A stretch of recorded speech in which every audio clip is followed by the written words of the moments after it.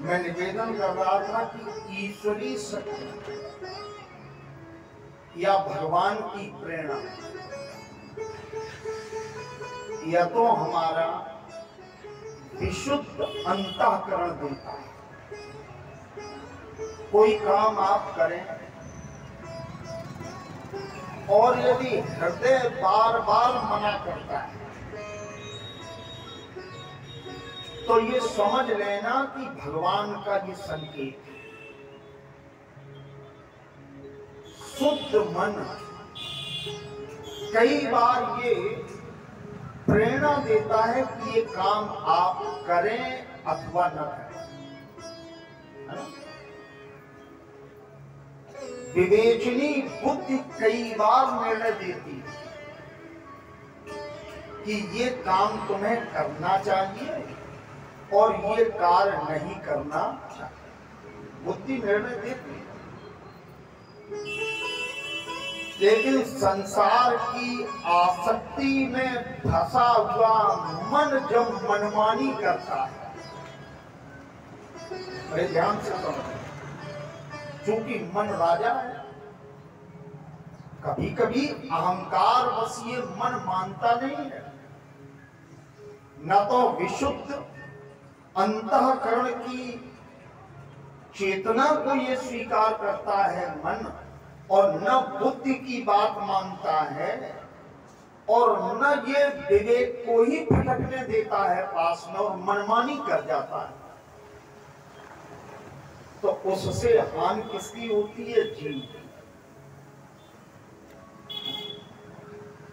भगवान ने जब कहा था सत्राजित से कि ये मणि उग्रसेन को दे दो, यदि उस समय मणि उग्रसेन को सत्राजित दे देता तो सत्राजित की हत्या न होती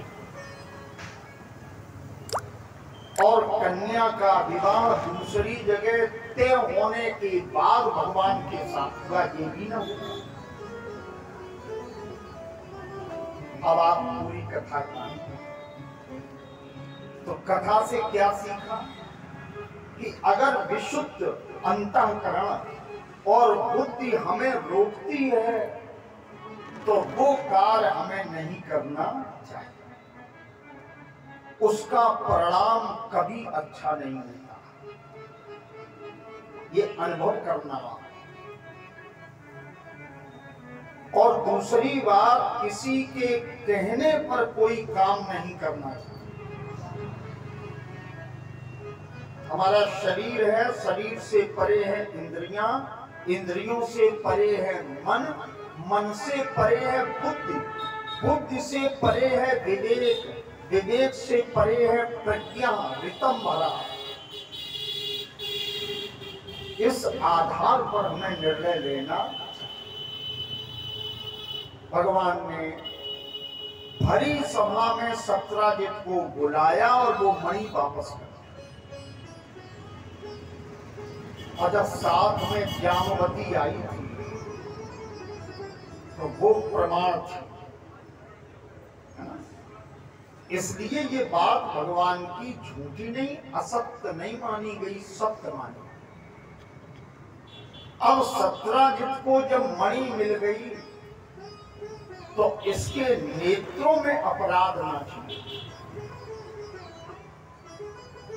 वो विषय अलग है कि आप किसी से न कहें, लेकिन अपराध अपने आप बोलता है कि मैं गलत हूं। और आज की कथा में विश्राम दिवस की कथा है, सुधी श्रोता है, बड़े ध्यान से सुने। अपराधी व्यक्ति कितना भी छुपे, चाहे जहां छुप जाए, अपराध को कितना भी छुपाए, लेकिन वो अपराध कहीं न कहीं तो प्रकट हो ही जाता है। प्रेम से बोलो राधा। तभी तो महापुरुषों ने कहा है कि गुण ये छुपाने चाहिए और दोष ये अपने प्रकट करने चाहिए। जबकि करते उल्टा है, गुण प्रकट करते हैं और दोष छुपाते हैं। अपराध कभी नहीं छुपता, वो प्रकट हो ही जाता है। और बुद्धिमान पुरुष उसके कर्तृत्व से, उसके व्यवहार से, उसके चलन से इस बात को जान लेता है। तो सत्राजित के नेत्रों में अपराध नाचने लगा कि हमने भगवान पर झूठा आरोप लगाया। अब रात्रि भर ये सोचता था,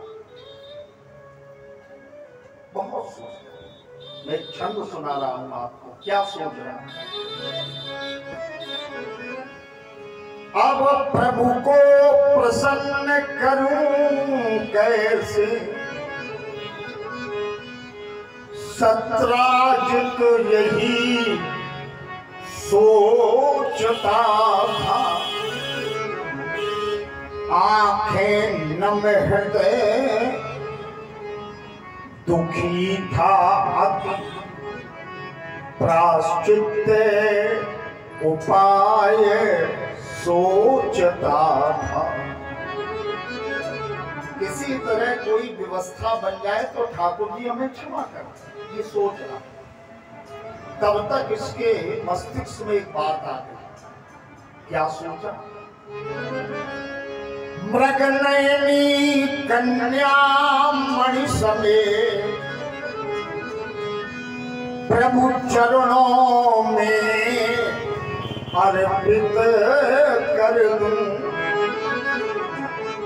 प्रभु चरणों में अर्पित अपना जीवन मन सभी समर्पित कर दूं। इसके मन में विचार आया कि अपनी सुंदर सुमुखी मृगलोचनी कन्या यदि हम भगवान के साथ में ब्याह दें तो हमारा एक संबंध बन जाएगा, और जब भगवान से मेरा रिश्ता बन जाएगा तो भगवान हमें क्षमा कर। इसलिए सत्राजित ने अपनी कन्या सत्यभामा का विवाह भगवान के साथ में संपन्न कर। देखो कथा विवाह की तो इतनी है, लेकिन अगर आपकी रुचि हो तो ये प्रसंग पूरे ही हम सुना। क्यों तिवारी जी पूरा सुना? हाँ देखिए बिल्कुल। तो ये भगवान का तीसरा विवाह। इसके बाद तब तक लाक्षागृह की आग से पांडव बच गए, ये खबर भगवान को द्वारिका में मिली। तो भगवान अपनी तीनों पत्नियों को लेकर हस्तिनापुर गए, और जब द्वारिका में कोई रहा नहीं, भगवान नहीं रहे, तो अक्रूर जी, नाम याद रखना, यही अक्रूर जो भगवान को लाने गए थे, यही अक्रूर जी और साथ ही साथ में एक ब्राह्मण थे जिनका नाम था कृतवर्मा। इन दोनों ने शतधन्वा नाम के एक व्यक्ति को समझाया। परीक्षित जी बोले ये शतधन्वा कौन था?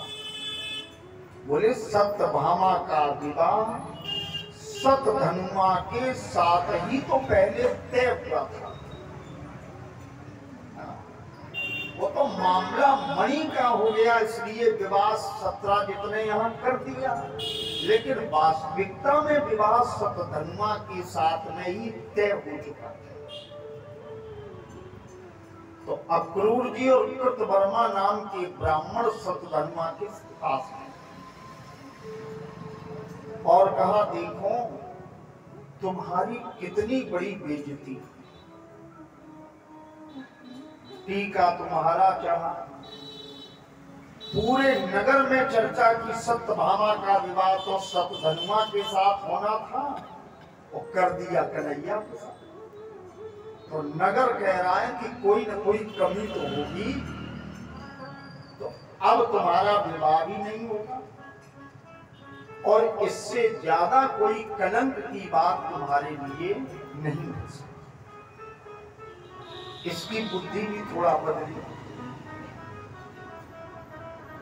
तो बोला हम करें क्या, वे द्वारकाधीश हैं और उनका संबंधी कौन है, शतरंज, और नीति कहती है कि बलवान व्यक्ति का कभी भी विरोध नहीं करना चाहिए। और आपने तो पढ़ा ही होगा कि 9 व्यक्तियों का तो विरोध कभी न करें, अन्यथा हानि ही होगी। शस्त्री, मर्मी, प्रभु, सठ, धनी और वैद्य, बंदी, कवि, भानस, गुणी। ये मारीच बताता है रावण को, न वही विरोधे नहीं कल्याणा। 9 व्यक्तियों का विरोध करोगे तो कल्याण नहीं होगा, अंततः उसका परिणाम गलत ही होगा। बात तो कृतवर्मा नाम के ब्राह्मण और अक्रूर जी बोले सतधनुमा से कि देखो अब विवाह तो होना नहीं, इस समय भगवान है नहीं द्वारिका में, और सत्राजित अकेला है, रात्रि में तुम उसका वध करके उसको मार करके कम से कम मणि दे लो, कम से कम धन तो लगे हाथ में, और तुम्हारी हम पूरी सहायता करेंगे, पूरी मदद करेंगे। अब ये आ गया बातों में। और सतधनुमा ने रात्रि में सोते समय सत्राजित का वध कर मणि ले आया। अब अपराध तो अपराध है। अब सतधनुमा वहां से भागा और भाग करके ब्राह्मण देवता के पास गया। बोले आपने जो बताया हमने वो कर दिया, अब मेरी सहायता करो। ब्राह्मण देवता बोले कहीं चर्चा मत करना कि हमने बताया। अब फिर एक शिक्षा मिली, अपराध कराने वाले अपराध की प्रेरणा देते हैं, लेकिन अपराध हो जाए इसके बाद कोई मदद नहीं करता। प्रेम से बोलो राधे राधे।